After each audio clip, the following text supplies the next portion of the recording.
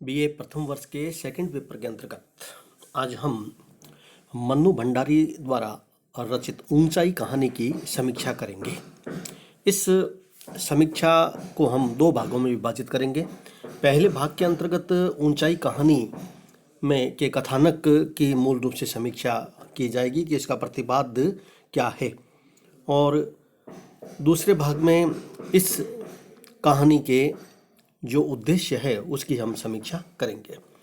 सबसे पहले किसी भी कहानी की समीक्षा करने से पहले उस कहानीकार का जो एक सामान्य परिचय है वह आपको अवश्य ध्यान में रहना चाहिए। 20वीं शताब्दी के छठे दशक में जिन महिला कथाकारों ने अपनी अलग पहचान बनाई उनमें मन्नू भंडारी और उषा प्रियवृंदा के नाम बहुत अग्रणी माने जाते हैं। इनमें भी मन्नू भंडारी की जो रचनाशीलता है वह ज़्यादा बहुआयामी रही है, क्योंकि इनकी ख्याति एक कहानीकार के साथ साथ एक उपन्यासकार के रूप में भी अधिक रही है।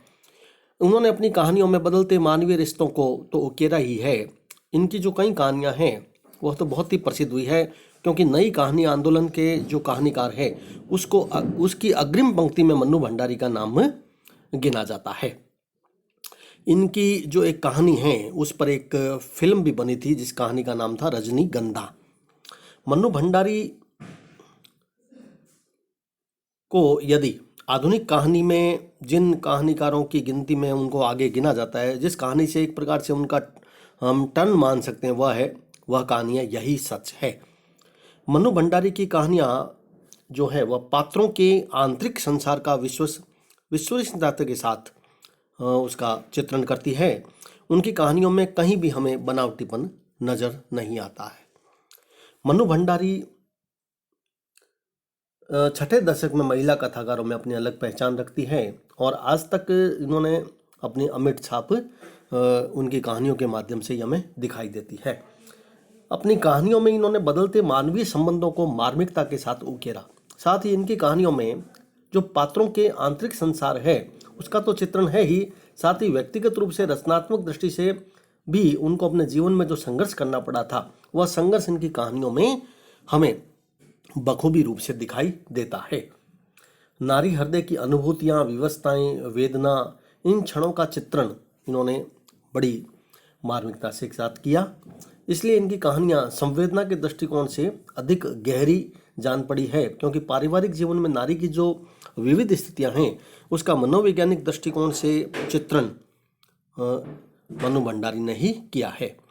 मन्नू भंडारी की कुछ जो कहानियां हैं वो पाठक को बहुत गहराई से प्रभावित करती है। उसमें जैसे यही सच है जिसका पूर्व मैंने उल्लेख किया, इसके अलावा मैं हार गई, एक प्लेट सैलाब, त्रिशंकु आदि, और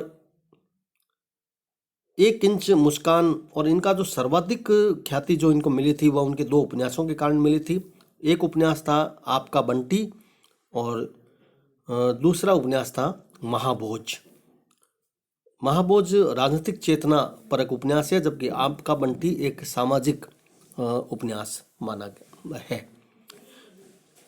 मन्नू भंडारी की जो ऊंचाई कहानी है उसके हम कथानक की समीक्षा करने से पूर्व स्पष्ट कर दें आपको कि यह कहानी पूरी तरीके से स्त्री पुरुष के संबंधों को एक नए दृष्टिकोण से रेखांकित करती है।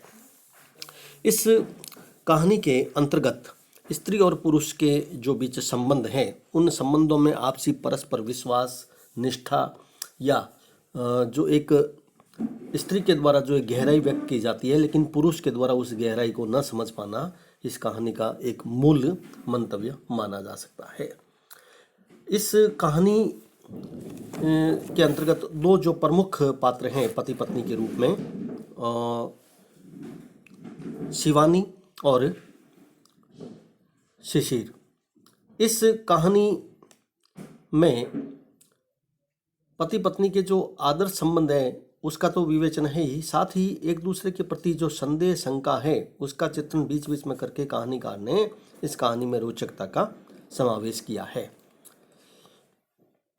कथा वस्तु में शिवानी का शिशिर से जो विवाह हुए 8 वर्ष हो जाते हैं, किंतु उनकी जो 2 संतानें हैं, किंतु फिर भी उनमें आपस में जो एक शंका है शिशिर के मन में शिवानी के प्रति, वह इस कारण से है कि उसका पूर्व में अतुल नामक युवक से संबंध रहे थे। और इस कारण वह नाराज होकर राजगिरी आ जाता है और वह शिवानी को भी वहाँ बुला लेता है। शिवानी उसको पूरी तरीके से यह जानते हुए भी कि अपने प्रेमी अतुल के पास वह रुकती है, लेकिन उसके साथ किसी भी तरीके से अपनी निष्ठा कम नहीं करती अपने पति के प्रति, लेकिन पति के मन में फिर भी उसके प्रति शंका रहती है। शिशिर जो है वह प्रेमी अतुल के पास जब रुकती है तो अतुल से जब सारी बातें करती है तो शिशिर को इस घटना का जब पता चलता है तो वह उसे नाराज होकर कई प्रकार के तर्क करता है। शिवानी कहती है कि अपने मन की ऊंचाई पर उसने अपने पति को ही बिठा रखा है, किंतु शिशिर को इस बात पर बिल्कुल भी विश्वास नहीं होता है। शिशिर को विपुलांचल के शिखर बाग की सैर कराने ले जाता है। उसके ऊंचाई वाले स्थान पर शिवानी अपने हृदय की ऊंचाई का उल्लेख करती है। यह इस कहानी का एक मुख्य प्रतिपाद्य हमारे सामने रखा गया है कि जिस ऊंचाई पर यहाँ पर शिखर है उसी ऊंचाई पर मैं आपके हृदय में विराजमान हूँ।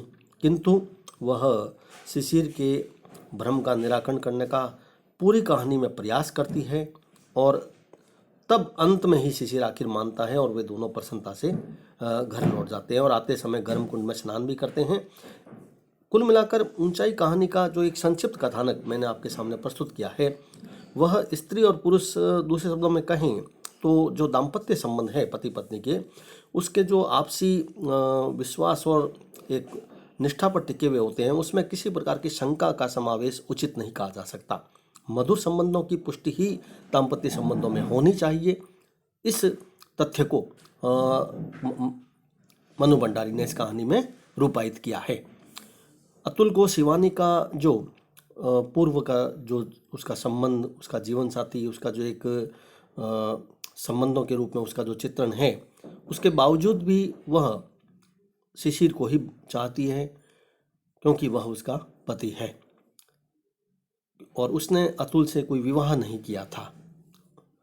वह एक कॉलेज का प्राध्यापक था, एकनिष्ठ पवित्र प्रेमी, परंतु 11 वर्ष बाद एकांत में मिली शिवानी की लालसा का मान नहीं रखता था। वह शिवानी के सुखी वैवाहिक जीवन को देखकर स्वयं को भी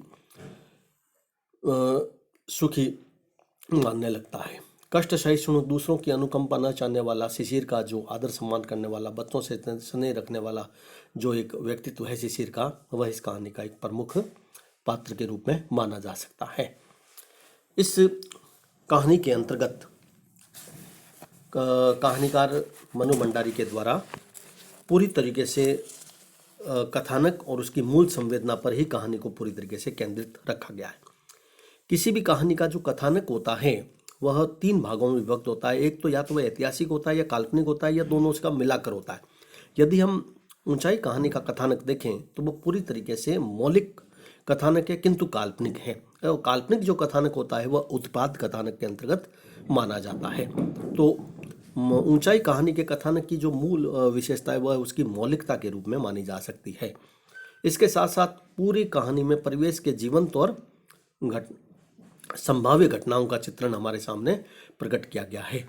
सभी कुछ वैवाहिक जीवन के प्रेम संबंधों और संवेदनाओं के अनुरूप ही कथानक को व्यवस्थित किया गया है। कथानक के दूसरे भाग में हम देखें तो उसकी मूल विशेषता होती है वह उसकी क्रमबद्धता, और वह क्रमबद्धता पूरी तरीके से कहानी में दिखाई देती है। कहानी 2 घटनाओं पर आधारित है। एक शिवानी का अपने पूर्व जो प्रेमी अतुल है उसके साथ उसके संबंध, और दूसरे भाग के अंतर्गत एक शिवानी का अपने पति शिशिर के साथ संबंध। इन पूरी घटनाओं, इस पूरे 2 कथानक को भागों को कहानीकार के द्वारा पूरी तरीके से व्यवस्थित और क्रमबद्ध ढंग से रखा गया है। और इसी कारण से इस कथानक की जो तीसरी विशेषता बन जाती है वह है उसकी रोचकता हमारे सामने नजर आती है। पूरी तरीके से इस कहानी का जो कथानक है वह रोचक है और भावनाओं से परिपूर्ण है। कथानक के मध्य में पूरी तरीके से कहानी खुलकर हमारे सामने आती है और कहानी पढ़ने के लिए हम आगे विवश हो जाते हैं, और यह इस कहानी की एक विशेष बात हमारे दृष्टिकोण मानी जा सकती है, क्योंकि इसकी रोचकता वहाँ पर समाप्त होती है जब पूरी तरीके से शिशिर अंत में उसकी समस्त जो उसकी शंकाएं थी, है ना, वो सब निर्मूल साबित होती है और शिवानी को वह अपने हृदय के उच्च स्थान पर बिठा लेता है, जिसके लिए वह पूरी कहानी में कोशिश करती है। यह कथानक इस दृष्टिकोण से रोचक और मनोभावों से परिपूर्ण है। कहानी का जो कथानक है वह पूरी तरीके से एक क्रमबद्धता के कारण से गतिशील कथानक माना जा सकता है, जो एक पिक्चर की तरह हमारे सामने रील दर रील हमारे सामने प्रस्तुत होता जाता है। कथानक पूरी कहानी में पहले भाग में जो शिशिर और शिवानी के जो आपसी वार्तालाप के माध्यम से दोनों का दाम्पत्य जीवन का विवेचन, और उसके पश्चात अतुल के साथ उसके संबंध, फिर शिशिर का नाराज होना, राजगिरी बुलाना, फिर उसकी पहाड़ियों जो विपुल आंचल है उसकी शहर पर जाना और वहाँ पर दोनों का शंका का समाधान होना, और शिशिर के तर्क और शिवानी के उन तर्कों का निराकरण, सब शंकाओं का समाधान। इस दृष्टिकोण से देखें तो पूरी कहानी क्रमबद्ध रूप में मनु भंडारी के द्वारा लिखी गई है, और उसी कारण से कहानी पढ़ने के लिए पाठक पूरी कहानी पढ़ने के लिए विवश होता है। अब यदि हम कथानक के अगले भाग में देखें इसकी विशेषता में, तो वह है इसका जो कथानक है वह पूरी तरीके से स्त्री पुरुष के संबंधों पर आधारित है। इस कारण से इस कथानक में एक संभावना, जो जिज्ञासा, वह पूरी तरीके से हमारे सामने दिखाई देती है, क्योंकि आगे दर आगे क्या क्या घटनाएं घटित होगी उसके कारण से यह कहानी एक जिज्ञासापूर्ण कथानक के रूप में मानी जा सकती है। जीवन में अनेक जो युवक होते हैं, युवती होते हैं, उनके जो विवाह से पूर्व जो भी संबंध होते हैं, उन संबंधों में किसी प्रकार की कोई यह कहें कि वह एक आदर्श रूप में हम उसके पति के रूप में ही वह उसे स्वीकार करें, यह जरूरी नहीं है। शिशिर पत्नी से नाराज होकर नौकरी वाले स्थान पर जब जाता है तो पत्नी का हृदय परखने के लिए उसे वहां बुलाता है, और शिवानी को पूर्व घटना का स्मरण होता है। अतुल के घर भी जाती है, वहां रुकती भी है, और लेकिन शिवानी का अतुल के प्रति जो प्रेम है वह उस रूप में नहीं है कि एक पति के रूप में है उसका। शिशिर की आशंका और भ्रम का जो परिणाम है उसे समझकर ही वह उस पहाड़ी वाले ऊंचाई स्थान पर जाकर के कहती है कि मेरा वही स्थान है जो इस पहाड़ी का जिस ऊंचाई पर यह पहाड़ी स्थित है। तो पति पत्नी दोनों का जो पहले आशंका, उनका समाधान, निर्मूल करना, प्रेम, मिलन, रोचकता, यह इस कहानी के कथानक को अत्यंत हमारे सामने जिज्ञासापूर्ण उसकी अभिव्यक्ति को प्रकट करता है। साथ ही कथानक एक प्रभावशाली और सुगठित कथानक के रूप में हमारे सामने व्यक्त होता है। तो कहानी के तत्व, जो प्रमुख तत्व है कथानक, उस दृष्टिकोण से यह कहानी पूरी तरीके से एक सफल कहानी मानी जा सकती है। कहानी में जो पात्र हैं वह पात्र शिवानी, शिशिर और अतुल, ये तीन पात्र हैं। जो तीनों पात्रों की चारित्रिक विशेषताएं मानी जा सकती है, किंतु मुख्य जो पात्र है इस कहानी का वह कहानी की नायिका शिवानी मानी जा सकती है, जिसका चरित्र ही आपके परीक्षा के दृष्टिकोण से अत्यंत महत्वपूर्ण माना जाएगा। इस कहानी के अगले अध्याय के अध्ययन के अंतर्गत हम इस कहानी के संवाद और भाषा के साथ साथ इस कहानी के प्रतिपाद, उद्देश्य, उसकी संवेदना को प्रकट किया जाएगा।